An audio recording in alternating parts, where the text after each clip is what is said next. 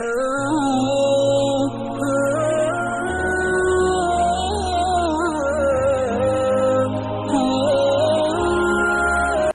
का महीना बड़ी फ़जीलत व अहमियत वाला महीना है और ये महीना हुर्मत वाले महीनों में से है। इस महीने में रोज़े रखने की भी बड़ी फ़जीलत अहादीस के अंदर बयान की गई है और मुहर्रम के रोज़ों को रमज़ानुल मुबारक के रोज़ों के बाद सबसे अफजल करार दिया गया है। हदीस में आता है, अल्लाह के नबी सल्लल्लाहु अलैहि वसल्लम ने इरशाद फरमाया है कि रमज़ानुल मुबारक के रोज़ों के बाद सबसे अफजल रोज़े मुहर्रम के रोज़े हैं और फरमाया फ़र्ज़ नमाज़ों के बाद सबसे अफजल नमाज रात की नमाज है। इसी तरह एक और हदीस में हुज़ूर सरवर दो आलम सल्लल्लाहु अलैहि वसल्लम ने इरशाद फरमाया है कि जो शख्स यौम अरफ़ा का रोज़ा रखे तो ये उसके 2 साल के गुनाहों का कफ़ारा बन जाता है और मुहर्रम के महीने में जो शख्स एक रोज़ा रखे तो हर रोज़ा यानी हर रोज़े के बदले में 30 रोज़ों का सवाब मिलेगा। इसी तरह यौम आशूरा यानी 10वीं मुहर्रम के रोज़े की फ़जीलत बयान करते हुए हुजूर ने इरशाद फरमाया है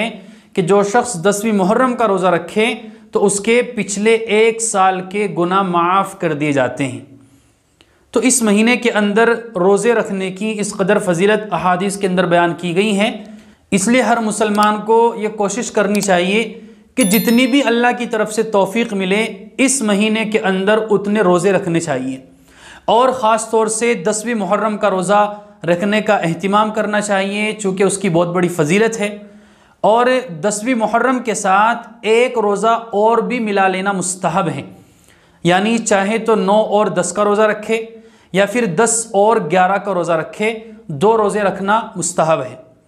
इसी तरह ये बात भी समझनी बहुत ज़रूरी है कि 10वीं मुहर्रम का रोज़ा क्यों रखा जाता है। बाज़ लोग ये समझते हैं कि 10वीं मुहर्रम को चूँकि हज़रत हुसैन रज़ियल्लाहु ताला अन्हु की शहादत हुई थी तो इस वजह से 10वीं मुहर्रम का रोज़ा रखा जाता है, जबकि ऐसा बिल्कुल गलत है।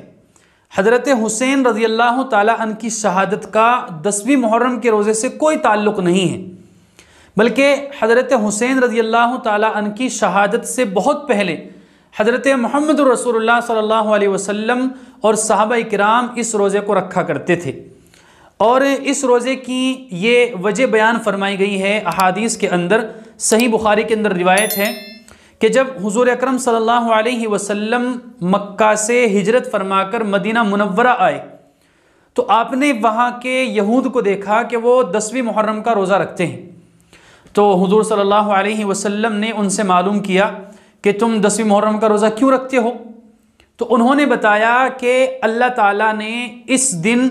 हज़रत मूसा अलैहिस्सलातु वस्सलाम को और बनी इसराइल को फ़िरऔन के जुल्म सितम से नजात दी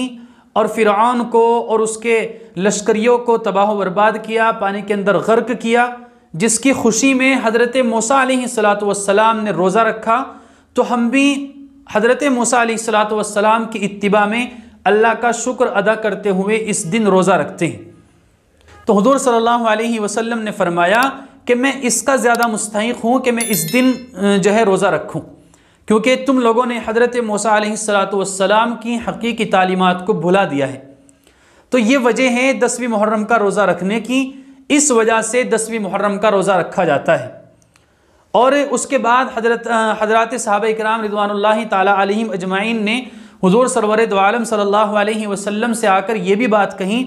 कि अल्लाह के रसूल 10वीं मुहर्रम का रोज़ा यहूद भी रखते हैं और हम लोग भी रखते हैं,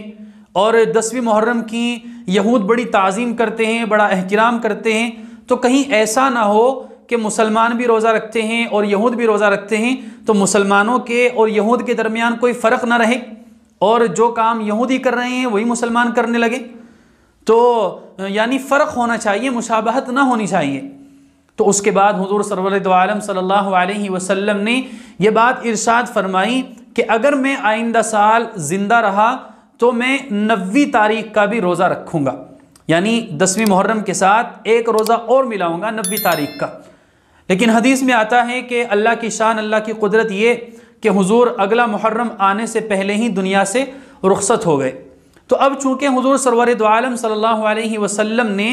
10वीं मुहर्रम के साथ एक और रोज़ा मिलाने की तमन्ना और ख्वाहिश ज़ाहिर फरमाई थी, तो इस वजह से सहाबा इकराम ने इसके ऊपर अमल किया और आज तक उम्मत का इसके ऊपर अमल चला आ रहा है कि 10वीं मुहर्रम के साथ एक और रोज़ा मिला लेना भी मुस्तहब है। अब इस हदीस से कितना अजीम उसूल ये निकलता है कि हुज़ूर सरवर दो आलम सल्लल्लाहु अलैहि वसल्लम ने इबादत के अंदर भी गैरों की मुशाबहत को पसंद नहीं फरमाया है,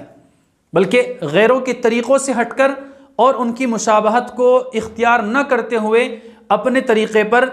अपना तरीक़ा इख्तियार किया है, ताकि मुसलमान किसी गैर मुस्लिम की मुशाबहत इख्तियार न करे। तो ये है 10वीं मुहर्रम का रोज़ा रखने की वजह, और जो उसके साथ एक और रोज़ा मिलाया जाता है उसकी वजह भी ये है कि हुजूर ने एक और रोज़ा मिलाने की तमन्ना ज़ाहिर फरमाई थी। और हदीस में ये भी बात आती है कि रमज़ानुल मुबारक के रोज़े फ़र्ज़ होने से पहले 10वीं मुहर्रम का रोज़ा रखना फ़र्ज़ था, लेकिन जब उसके बाद रमज़ानुल मुबारक के रोज़ों की फ़र्ज़ियत आ गई तो अब अल्लाह तबारक व तआला की तरफ से 10वीं मुहर्रम के रोज़े की फ़र्ज़ियत मनसूख कर दी गई। यानी उसके बाद इख्तियार दे दिया गया कि जो चाहे 10वीं मुहर्रम का रोज़ा रखे और जो चाहे ना रखे, कोई गुनाह नहीं है, लेकिन अगर रख लिया जाए तो रखने में वो फजीलत हासिल हो जाएगी जो हदीस के अंदर अल्लाह के नबी सल्लल्लाहु अलैहि वसल्लम ने इरशाद फरमाई है। इसलिए मुसलमानों को चाहिए कि 10वीं मुहर्रम का रोज़ा और उसके साथ एक और रोज़ा यानी 9वीं तारीख का या फिर 10वीं मुहर्रम के बाद 11वीं तारीख का रोज़ा मिला लेना चाहिए, ताकि हदीस के ऊपर अमल हो जाए, वो फजीलत भी हासिल हो जाए और अल्लाह के नबी सल्लल्लाहु अलैहि वसल्लम की तमन्ना, अल्लाह के नबी ने जो तमन्ना की थी कि मैं एक और रोज़ा रखूँगा, वो तमन्ना भी पूरी हो जाए।